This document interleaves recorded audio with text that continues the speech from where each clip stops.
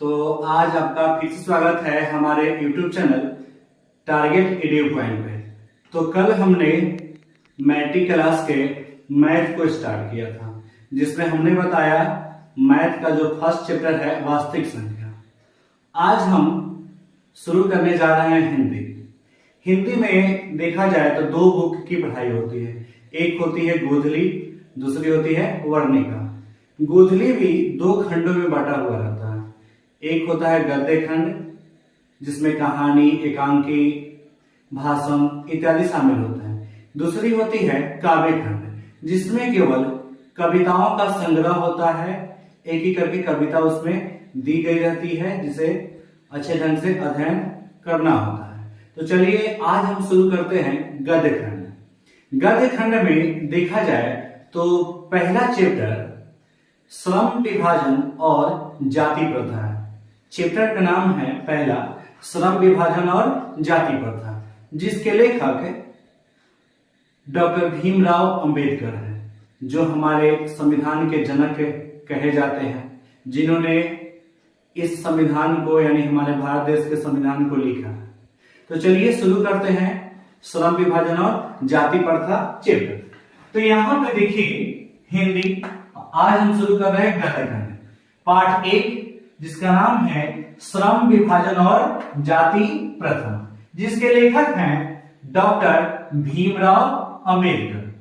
अब यहाँ पे देखेंगे हम लोग पहले भीमराव अंबेडकर की जानकारी यानी उनके जीवनी के बारे में थोड़ा सा संक्षेप में जानकारी हम ले लेंगे।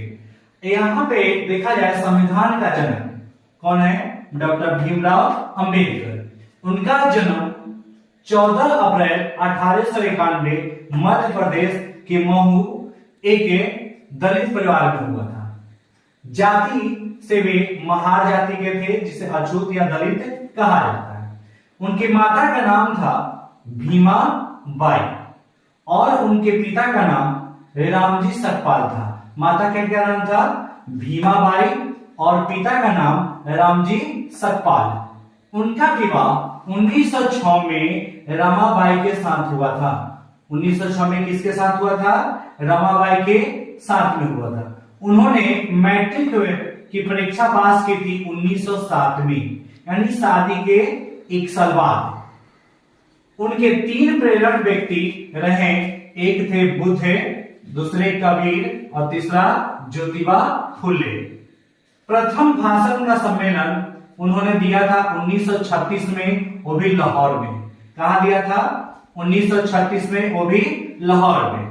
उनकी प्रसिद्ध रचना में देखें हम तो एक रचना है हु आर सुधराज, दूसरा है हु आर दे, तीसरा है द अनटचेबल, उसके बाद है द कास्ट इन इंडिया।